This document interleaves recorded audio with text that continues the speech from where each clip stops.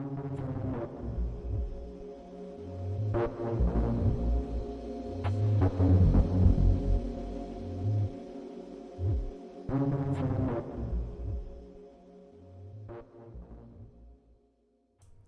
up, everyone? Welcome to the Cinema MD podcast. My name is Matt. And I'm Dana. Today we're talking about Alex Garland's new movie, Annihilation. This is his follow-up to Ex Machina. Kind of a similar tone to the movie, in my opinion. It is another sort of hard science fiction film that, isn't entirely the most accessible movie, I would say, to the casual moviegoer, but I think it's definitely a film that's worth seeing. I agree. I don't know about if I agree as much with the accessibility thing. I think that maybe you're not giving people enough credit. I think that people can totally go see this, and it's not like it's going to go over anyone's head. I think it absolutely will go over people's heads. I think that people will be confused. I have a very low amount of confidence in the general public. I'm more of an optimist, I guess. I wanna see the best in the stupid general population. Everybody's dumb. People are inherently evil. If we are not told what to do, we will all kill each other. Yeah, that's probably true. But this movie was super cool. And I have to say, I was a little freaked out by it a couple times. I mean, I'm pretty desensitized to movies now. I wouldn't necessarily call this like a horror movie by any means, but there were some really creepy parts that I was feeling a little nervous. No, I would definitely consider this like a sci-fi horror movie. And honestly, this was there were plenty of similarities between this and Alien Covenant to me. You've got strong female protagonist, check. You've got weird semi-alien environment with weird plant life and creatures, check. And you've got horror in spades. And honestly, this was scarier than Alien Covenant. This was I agree. Visually more inventive and creative than Alien Covenant by a long shot. It reminded me a whole lot more of the original Alien, sense. Honestly. Reminded you more of a movie that made sense? It did remind me of a movie that made sense. Whatever. I'm not saying that Alien Covenant, I'm not trying to bash it too much. I'm not saying it didn't make sense. But seeing the similarities between the two movies, I felt like this one was, I don't know, a lot more kind of airtight in the plot department. I feel like you could see where things were going. There weren't a lot of holes or obvious like mistakes. Still kind of some unanswered stuff. But it wasn't like, wait a minute. Did that really make sense? Was that supposed to be like that? So I don't know. I liked this one a little more. There were a lot of cool things that happened in this movie. I think the best way to go into it is not knowing anything, if possible. I mean, if you've read the book, that's fine. I haven't, so I don't really know what differences there are. But if you go into this film knowing absolutely nothing, I think that is probably the best way to do it. There's not a lot of hand-holding. There's not a lot of questions that are easily explained and answered in this movie. The characters themselves don't know what's going on, and that is a good thing. They don't try to give you some bullshit MacGuffin or weird, stupid explanation that makes no sense. You're pretty much in the dark as much as the characters are. That being said, though, obviously I just said that everything made sense, and then we said that we don't know what's going on, which is true. But I think that, the characters don't know what's happening necessarily, and they don't give you some glib answer or try to fairy tale it up for you. But it's not like it doesn't make sense.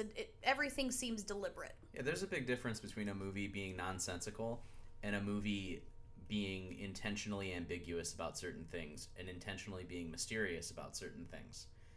I don't think a movie needs to spell things out for you. I think they can be open to interpretation and open to theories. Now, like I said, this is based on a 3-book series, and this is based on book 1 primarily, from what I understand. So these questions probably do get answered in the book series. I really don't know. But this works as a standalone movie.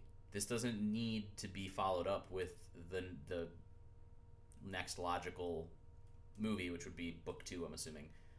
I think if they do, then I would be excited and I would go see it, but I don't think it's necessary, which is nice.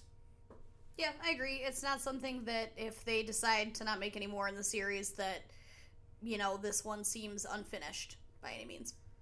As far as the cast goes, it was a largely female cast, which was cool. It was a nice change of pace. You had strong female characters. You had some, damaged goods. Pretty much every character had some sort of like skeletons in the closet. All of the male characters played surprisingly minor roles in the movie, which, when you're dealing with something that's essentially like a scientific military operation, which is what this boils down to, that's almost never the case. So that was refreshing. Yeah, and they did, make mention of it. They, pointed it out that it was a little bit different. But I think that it wasn't just, hey, let's use these female characters just for the sake of using female characters. Not to rip on this movie too much, or if at all, but it wasn't like Ghostbusters with the female cast. It wasn't just,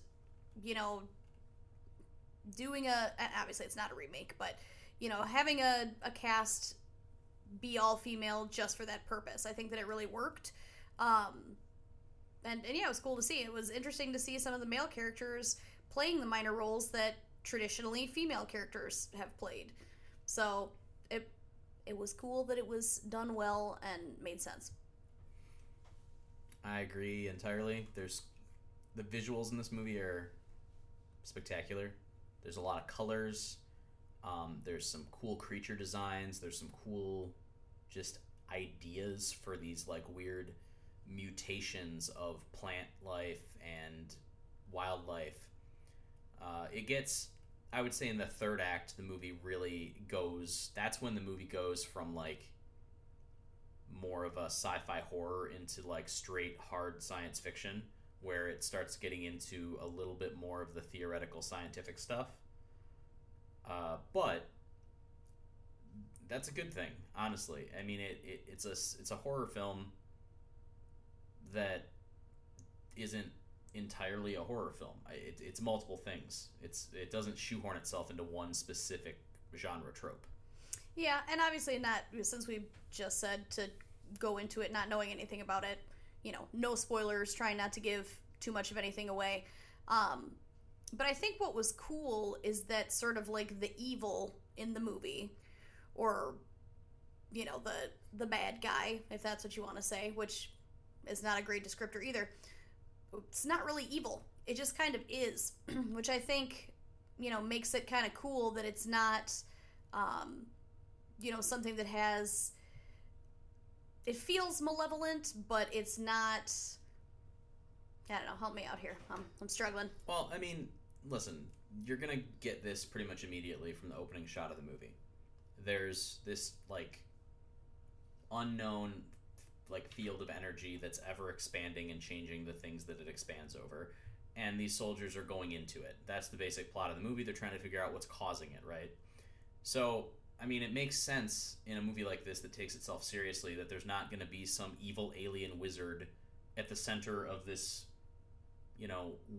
unknown phenomenon casting a spell to make it all happen. This is like, it's more of a naturally occurring.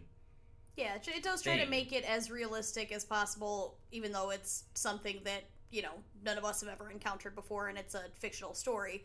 So, I thought it was cool. I thought, like you had said, the visuals were great. I would say beautiful and terrifying. Those were the main descriptors that jumped to mind. Yeah, and to kind of piggyback on top of your point of the fact that there's no villain per se, no specific entity that is malevolent or evil necessarily. It almost works as a pseudo disaster movie. There's definite parallels between something as stupid as Armageddon, which has a very similar name to Annihilation, I might add. But I mean, stopping this maybe alien, maybe supernatural threat from expanding and consuming the planet is not that different than stopping a meteorite from crashing or asteroid from crashing into Earth and killing everybody, right? It's kind of the same thing. So yeah, it's a lot of things wrapped up in one. yeah, long story short, Annihilation is an excellent science fiction film. It's a damn good horror movie.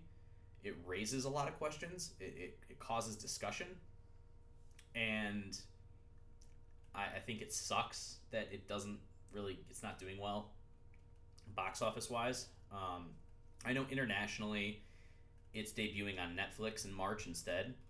So my hope is that based on the Netflix revenue alone from them purchasing the rights to the movie in international markets, that they can make their money back. And maybe that'll be a way for smarter, kind of headier movies like this that maybe don't have as much mainstream appeal to generate the revenue they need to make sequels and things like that, or to make more movies like this.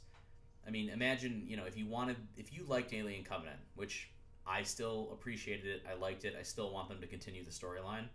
Maybe that's a way they could have done this moving forward. If they bring the movie out on Netflix, or if Netflix purchases the rights to the movie, maybe they do a limited theatrical release and then a mainstream Netflix release shortly thereafter, with Netflix footing most of the bill to actually pay for the movie. Well, then you've limited your risk. You can take more chances in the film. You don't have to appeal to, your average Joe idiot moviegoer. Yeah, we talked about how this kind of, breaks all the rules, or that maybe there just really aren't that many rules in the movie industry right now. It used to be a sign of, oh man, this movie was a total flop if it went straight to video or way back in the day. But yeah, I mean, when have we seen a movie that is released in theaters and then is also going to get followed up with a Netflix release pretty soon? Not to mention even movies released solely on Netflix to start still can be, critically acclaimed and appreciated. And it's not just like, oh, that's a sign that it's a shitty movie because it went right onto Netflix. It's like Netflix is, respected. Netflix is spending more money than a lot of other major studios to purchase films. They're putting in the money, they're putting in the effort, and they're trying to make a name for their original film brand. So, I don't know, maybe this can act as a sort of pseudo Kickstarter for films that might otherwise not be able to get the budget or the release that they need to be successful. If Netflix can pay for most of what the money they need, that takes care of a lot of things, makes a lot of producers and executives a lot happier about the situation when they get their money up front. Yeah, definitely. And I think, some of the kind of more old school studios could definitely take note and take a page from it that, you don't have to follow these arbitrary rules of, you have to have the big name actors and it has to be, reach this specific demographic. People have shown that they want to see more diverse casts, they want to see more diverse storylines, things that are more creative, not just remake after remake after reboot. So, I'm hoping the trend continues. That being said, we don't know the details on the Netflix deal or anything like that. It's not doing very good in the box office. I wish it were doing better. I think it deserves to be seen in theaters as well. I don't think this is a movie that is best viewed from home unless you have a badass home theater system or something. I feel like you get a lot from seeing this on the big screen. Yeah, definitely. It had really cool visuals, and I think that's just always better experienced, giant screen, dark theater, especially get that creepy factor going. And quick note, too, about the actresses. I know we kind of glossed over that briefly, but I was pleased by the end with Natalie Portman's performance. I have to preface this with, I have not always been a fan of Natalie Portman. I feel like when I first started seeing her in films as a kid, I didn't like her. And this is mainly because I feel like I noticed her first in Phantom Menace, which nobody likes anyone in that. But she eventually won me over. There were moments in the beginning that I thought, oh god, she's gonna old Natalie Portman it up. It's gonna be kind of cheesy, and not that she overdoes things, but I wasn't feeling it for a minute. But I think she really redeemed herself, at least in my, super important opinion. But But yeah, I thought her performance was great, and Jennifer Jason Leigh, way to make like a slow comeback, Jennifer Jason Leigh. Like, just here and there over the years, showing back up. Yeah, Jennifer Jason Leigh was excellent in this movie. Tessa Thompson had a nice little role in the movie as a supporting character as well. All of the primary female characters that go on the mission did great. Really, Oscar Isaac is the only male character that has a significant role.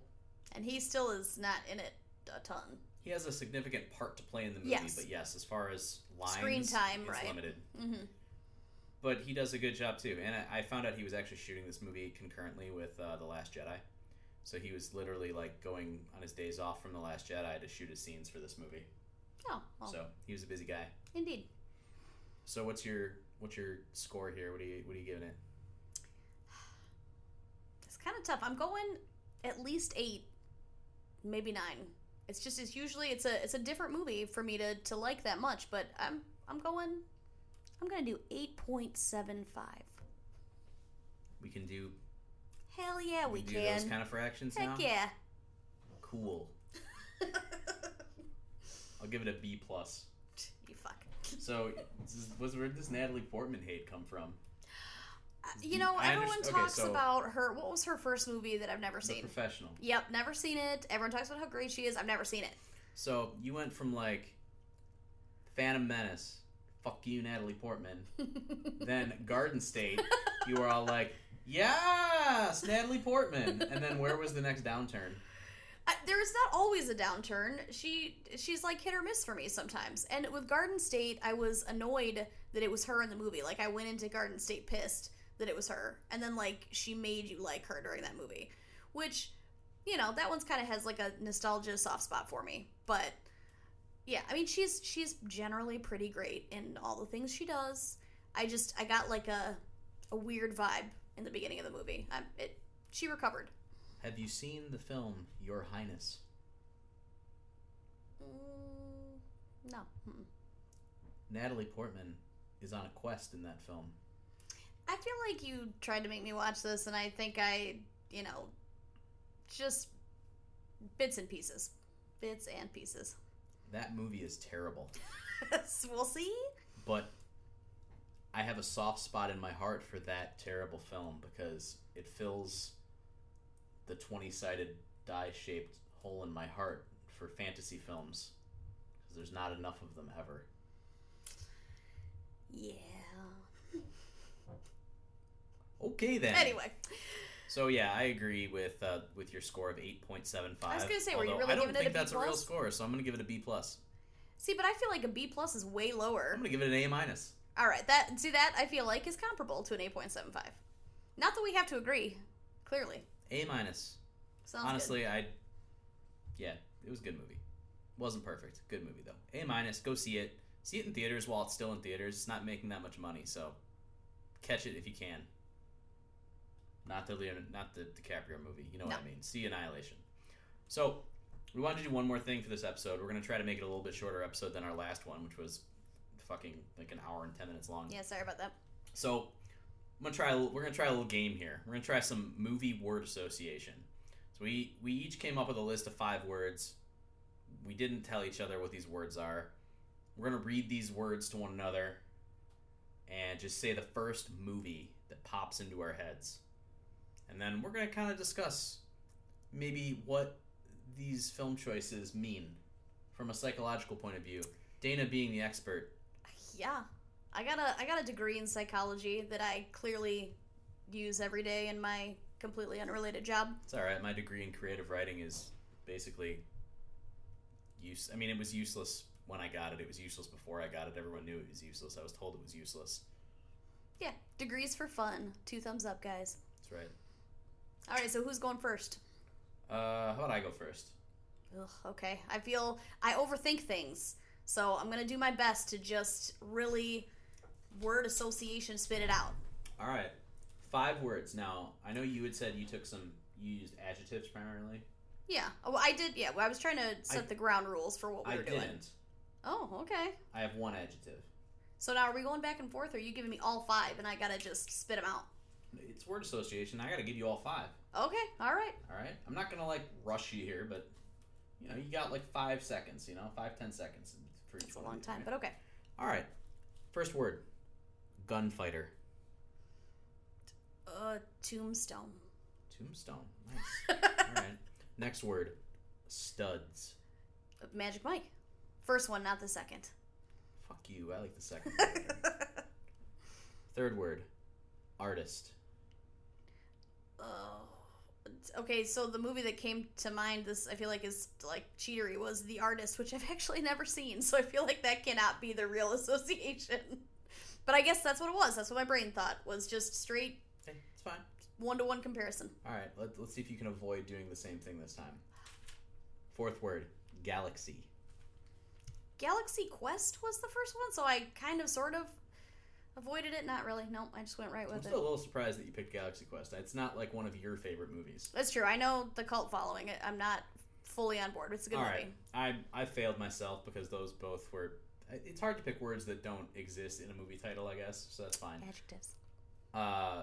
Okay, so fifth and final word, and my only adjective, oozing. Ghostbusters. I know I mentioned it before, but as a kid, Interesting. Slimer was one of my favorites. That makes perfect sense. That is not at all what I was thinking of when I wrote it. So we've got, for Gunfighter, we have Tombstone. Now, have you seen Tombstone from start to finish? Yes. Ever? Yes, I have. Okay. It's been a really long time, so I'm not like real up on it, but now, for sure. Are you a fan of westerns? I'm not a fan of westerns. Are you a fan of Kurt Russell's mustache? Who is not a fan of Kurt Russell's mustache? All right then. I will say, in my immediate thought as I wrote these out, Good, the Bad, and the Ugly is the first thing that came to mind for me. Yeah, I could see my more modern comparison. I'm surprised I didn't think of John Wick or something like that, but I went feel old. like when you hear gunfighter, you think western. That's the yeah. thing. I my first just picture in my mind was of the gunslinger, a la The Dark Tower, but I just have firmly erased that actual movie from my memory, and we're gonna just pretend it never ever happened. Did you hear the TV show's gonna be on Amazon? I did hear about the TV show. My heart will be broken again. I'm worried. Well, all right. So studs, you said Magic Mike. I would have gone with Magic Mike XXL. I know, that's why I specifically went for the first one. I like it just a little bit better. I like the original. They've got some good dances in that one. Artist. I know I haven't seen The Artist. I've always wanted to. It's like it bothers me that I haven't seen this movie. The thing that popped into my head immediately was Big Eyes. Oh, that's a good one. I love that one. I'm not really sure why. That's just what popped into my head. I immediately thought painting, and that was what popped up. But I think there's any number of movies. First of all, there's any movie. There's a ton of movies based on artists or artists' lives. Yes. So you could go with anything, really. I know that one. It overwhelmed me. I thought of a bunch of stuff. Honestly, I thought of What Dreams May Come too, just because the visuals are artists. Yeah, it's like watercolor almost. Yeah. So that hit me from all angles. Galaxy. You ended up going with Galaxy Quest. The first thing that popped into my mind was The Last Starfighter. Well, you're really searching there. I don't know. I don't know why The Last Starfighter popped into my head. I would have assumed Guardians of the Galaxy, Galaxy Quest, yeah, Star Guardians Wars, of the Star Galaxy Trek. was right up there too. For whatever, or I was even maybe Gravity, I don't know, or Interstellar. Yep, all good. But what popped into my mind was The Last Starfighter. Even though the word galaxy is a real technical term, it's not a fantastical word. It almost has more of a whimsical feel to it. So I guess I didn't think of some of the more serious space movies. I agree. Now, have you seen The Last Starfighter? Oh no. Mm-mm. It's an 80s film where the main character, played by some guy whose name I can't remember, he is so good at an arcade game called The Last Starfighter that some alien man comes down in a space limo. Oh, we and talked recruits about him. this. Because when you said The Last Starfighter, I think you asked me before if I had seen this movie. And there was a webcomic that I used to read that was, had strong, I can't even say strong homoerotic themes. It was straight up gay porn webcomic, and it was amazing. And I think it was just called Starfighter. See, now I gotta look it up. It had a great storyline. Okay, we well talked then about this. maybe it's a prequel because this is about the last Starfighter. Maybe it all leads up to the last Starfighter. I kind of doubt it though. And oozing, the first thing that I thought of was Slither. Oh yeah, but no, thank you. Oozing, Slimer, Ghostbusters. That was the direct line of thinking there. Slither's pretty awesome though. No, I could do with that. Or The Stuff. The Stuff. That makes me think of Adventure Time. You'll turn into the stuff. That's true. But in Adventure Time, the stuff just means poop. Yes. All right, are you ready? No, but no one's ever ready for movie word association. It's true. Now, I don't have my own movies associated with these words. I tried to pick just like... I specifically looked at it and tried to like just... Do it to yourself. yourself. Once I wrote the words down, I immediately just went, bam, what did I think of? See, yeah, I didn't do that. I just tried to pick words that I thought would be interesting and would evoke some thought. So give it to me. We'll do it here. This one, I'll give you the softball first. Gritty. Death Proof. Okay, that took a while. This is supposed to be word association. I'm sorry, it was the first one. I mean, see now, okay, I guess maybe I'm gonna think of movies now just based on what you're thinking of.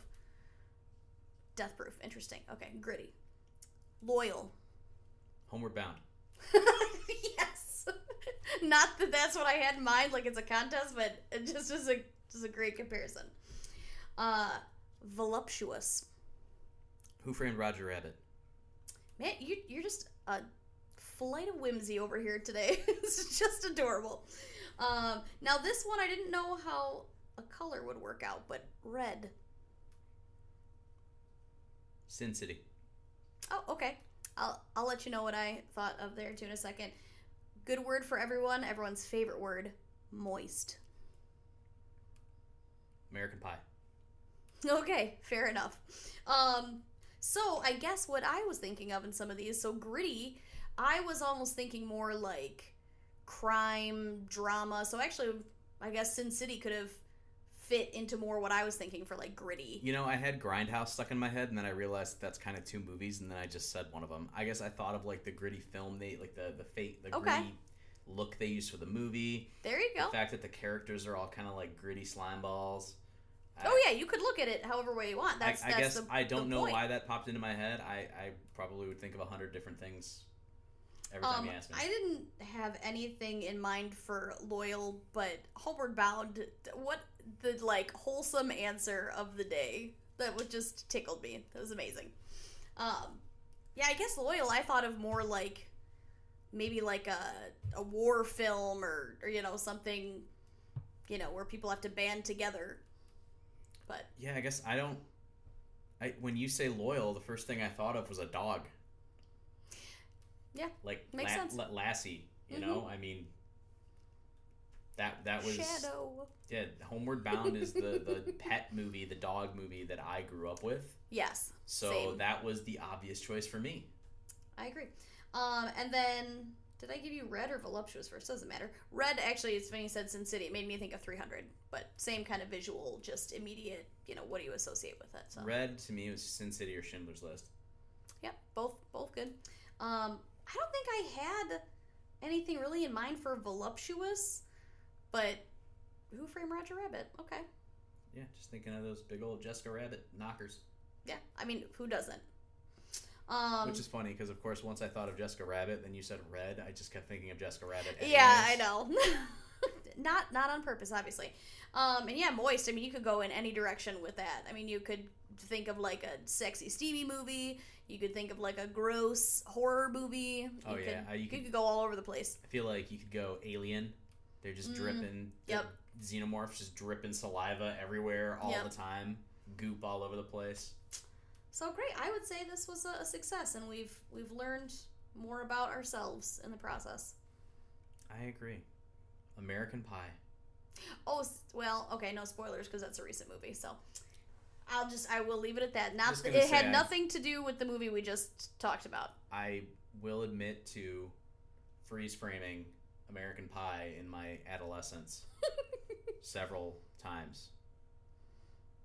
Any particular scene you'd like to share, adolescent Matt? I mean, is there one? There's only one that really matters, right? It's Nadia.